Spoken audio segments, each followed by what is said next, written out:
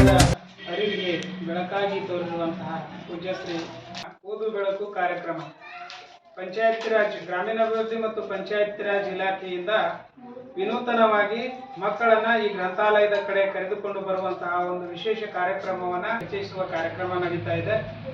ಅಂತಹ ಕಾರ್ಯಕ್ರಮವನ್ನ ನಮ್ಮ ಗ್ರಾಮದ ವಿದ್ಯಾರ್ಥಿಗಳಿಗೆ ಪರಿಚಯಿಸಬೇಕು ಅನ್ನುವಂತಹ ಹಿನ್ನೆಲೆಯಲ್ಲಿ ಇವತ್ತು ಓದು ಬೆಳಕು ಅನ್ನುವಂತಹ ಕಾರ್ಯಕ್ರಮವನ್ನ ವತಿಯಿಂದ ಹಮ್ಮಿಕೊಳ್ಳಲಾಗಿದೆ. ಇವತ್ತಿನ ಈ ಗ್ರಾಮ ಪಂಚಾಯಿತಿಯ ಜೊತೆಗೆ ವಿಕಲಚೇತನರ ಸಮನ್ವಯ ಗ್ರಾಮ ಸಭೆ ಕೂಡ ಇವತ್ತು ನಡೀತಾ ಇದೆ. ಯಾಕೆ ಆಚರಣೆ ಮಾಡ್ಬೇಕಂತಂದ್ರೆ ಡಿಸೆಂಬರ್ 10 ನಾವು ನೆನಪು ಮಾಡ್ಕೋಬೇಕು. ಡಿಸೆಂಬರ್ 10 ಮಾನವ ಹಕ್ಕುಗಳ ದಿನಾಚರಣೆ.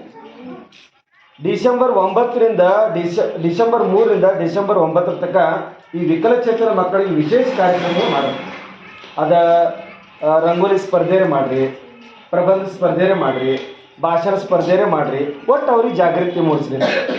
ಯಾಕೆ ಜಾಗೃತಿ ಮೂಡಿಸ್ಬೇಕಾಯ್ತಂದ್ರೆ ಅವರು ಮಾನಸಿಕವಾಗಿ ಬದಲಾಗ ಅವ್ರಿಗೆ ಶಕ್ತಿ ತುಂಬಬೇಕಾಯ್ತು. ನಾವು ಶಕ್ತಿ ತುಂಬಬೇಕಾದ್ರೆ ಏನು ಮಾಡ್ಬೇಕೈತಿ, ಅವ್ರು ಶಿಕ್ಷಣಕ್ಕೆ ಹೋಗ್ತಂದ್ರೆ ಅವರಿಗೆ ಸರ್ಕಾರದ ಅನೇಕ ಸೌಲಭ್ಯಗಳಿದಾವೆ. ಅವ್ರು ಹೆಂಗೆ ಸರ್ಕಾರದಿಂದ ಸಿಗ್ತಾವೆ ಅದನ್ನು ನಾವು ತಿಳಿಸ್ಬೇಕಾಗೈತಿ. ಅವರು ನೌಕರಿ ಮಾಡ್ಲಿಕ್ಕೆ ಹೋಗ್ತಂದ್ರೆ ನೌಕರಿ ಒಳಗೆ ಇರ್ತಕ್ಕಂಥ ಅವ್ರ ಮೀಸಲಾತಿ ವ್ಯವಸ್ಥೆ ಏನೈತಿ ಅನ್ನೋದ್ರ ಬಗ್ಗೆ ವಿಕಲಚೇತನರಿಗೆ ಸಪ್ರೇಟ್ ಆಗಿರ್ತಕ್ಕಂಥ ಕ್ಯಾಟಗರಿಗಳನ್ನು ಕೊಡ್ತಾ ಇದ್ದಾರೆ. ಎಲ್ಲ ಕಾರ್ಯಕ್ರಮ ಇಲ್ಲಿ ಏನು ಕಾರ್ಯಕ್ರಮ ಮಾಡಿದಾರಲ್ಲ ಅವ್ರ ನಾವು ಅವ್ರಿಗೆ ನಾವು ಸಪೋರ್ಟ್ ಆಗ್ತಾ ಇಲ್ಲ, ನಮ್ಮ ವಿಚಾರ ಇರ್ತಂತಿಲ್ಲ ಅವ್ರ ಕಡೆ ನಾವು ಹತ್ತಕ್ಕೆ ಆಗ್ತಾ ಇದ್ದೀವಿ.